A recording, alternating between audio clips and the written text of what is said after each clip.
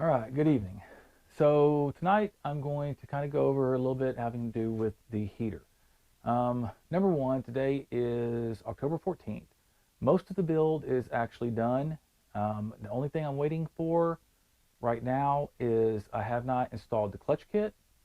The Rifab sliding glass rear window is on its way, should be here, I believe, on the 17th, so I'll get it in.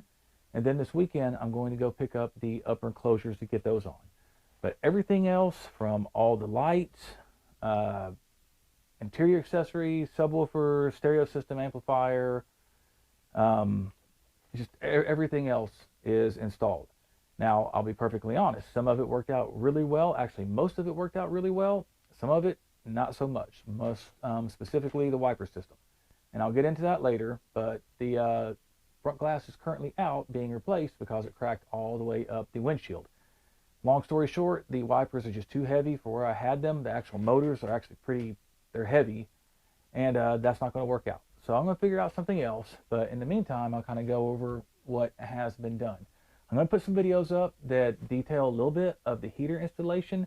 It's not a step-by-step install, basically because if you follow the Polaris directions, Polaris accessories, I will fully admit that they're pretty expensive, and they are. I mean, Polaris accessories tend to be a little on the expensive side.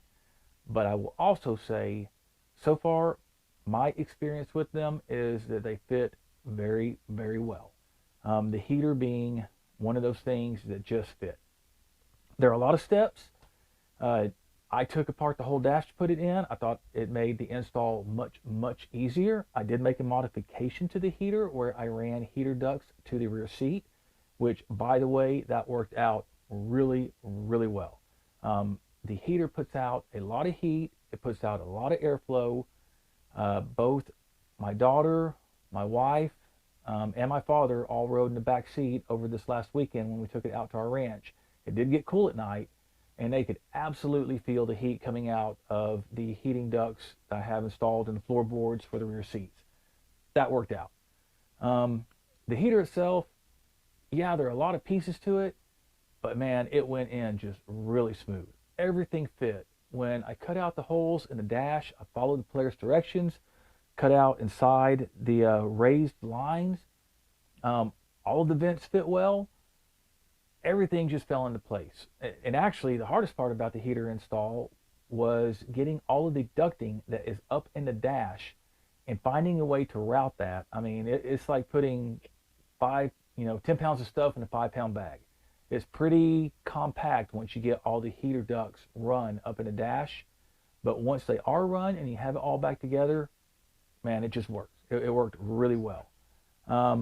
Here in the next couple of videos, I will go over bit by bit and piece by piece as far as what I installed, what just went well, what was easy, what was difficult, some of the different things that I had to do to get different components installed, and some of the issues that I ran into and kind of still have. Some things I'm working through. I think I already have a solution for it, but I will get into that a little bit later. So for right now, I'll post a few videos about putting the heater in, but the bluff bottom line up front is it went in really well. If you do not have any of the hose clamp pliers like that you can buy at a auto part store like an AutoZone, they have these pliers that have smooth edges that are used just to clamp off hoses. Buy them. I mean, if you're putting a heater in and you have to cut into the heater hose, I did lose a little bit of coolant, but I mean, it was minimal whenever I had to do the cuts.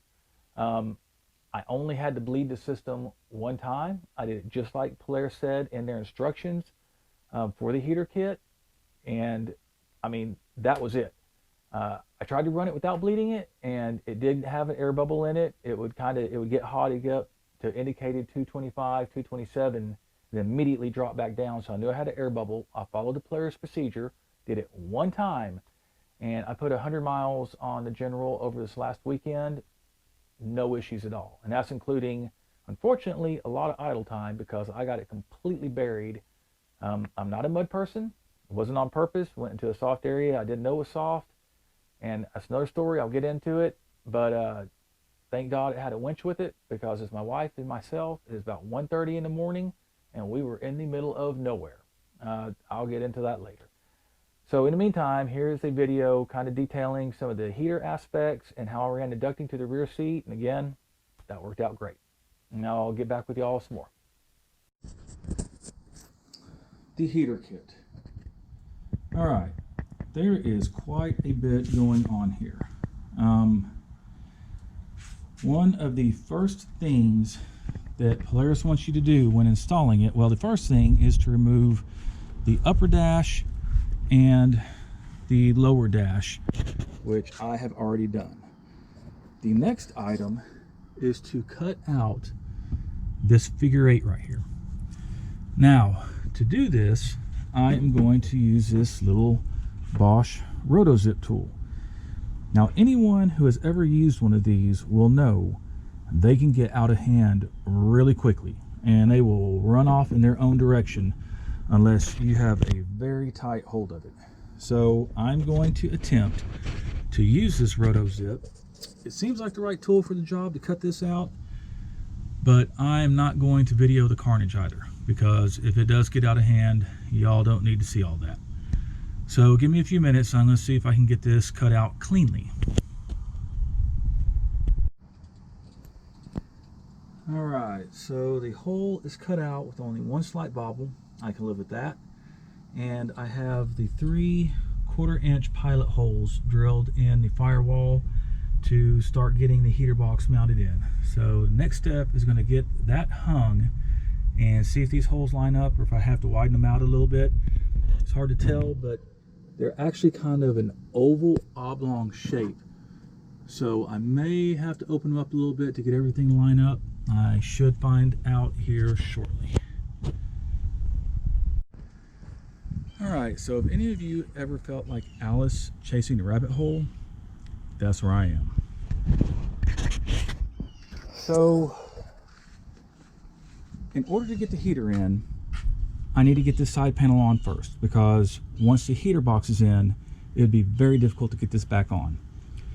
To get this back on, I need to run the duct. And I have it run. I think it will work out pretty well. I'll be able to stretch it around here and go to this Y right here, and I'll do the same on the other side. Now, to put the ride command in, I was not sure if any of the harnesses would have to go through the center tunnel, so I started on that. To get the antenna connection in for the ride command comes with the new antenna cable. You have to pull the whole fender loose, including the flare, to, I don't know if you can see it or not, get up to this little bolt right here to affix the antenna, which comes with this little rubber grommet thing. Again, I don't know if you can see it or not, but it really doesn't stay up very well. Anyway, so I am now thoroughly chasing the rabbit hole. I'm about to get this fender flare back on, and then I'll start running the wiring for the ride command across the dash. I'll see if anything needs to go through the tunnel to go to the rear camera or anything else, and then I'll start buttoning this back up before I get this heater duct installed, and then I'll put the side panel back on and hopefully get some of this back together shortly. Yeah. Good evening. So we have gotten some progress made on the general. Not quite as much as what I wanted to get done, mainly because I had to go pick up this today. That is the LT4 engine that is going back in the 2017 ZL1. Before I had it built, we were about 755 rear wheel horsepower. Now it has rods, pistons, everything's forged, another cam, some head work, a couple other things done. Hopefully when we have it back in, will be around 850, 900 wheel. But anyway, I digress. So since I had to go pick that up today, I did not have quite as much time to work on the general. Now, with that being said, between the last 2 days, I have gotten a few things taken care of. For one, I have the fuse box in and wired. You'll probably notice once you start looking that I'm pretty particular. I like everything to be really clean. Nice. I also got the fuse box in for the PCS 44, and I actually got the main box in for that, and a couple of other items that I'll show you here in a few minutes. A couple of notes, some things that I have found. I did not videotape myself installing the heater box. The reason for that is it would have been really boring. It's basically just bolting the box in. A couple of things to note if you are going to install your own heater is if for some reason you take this side panel off, put it on before you get the heater in, because if you try to do it afterwards, you're going to have a really hard time with the way it mounts back up in here. It'd be difficult to get this side piece in once that heater is in. I do have the side vents installed, and I was able to install the rear heater ducts that I was trying to do. Now, it's not exactly where I had been planning, but it will work. So what I ended up doing is, let's see if I can get this stuff out of the way. You will see this heater duct right here. It runs through the center console, actually up through here, down, and then it comes in a Y where it splits off to each side. Then it runs through under the front seat area, and let me see if I can get an angle for y'all.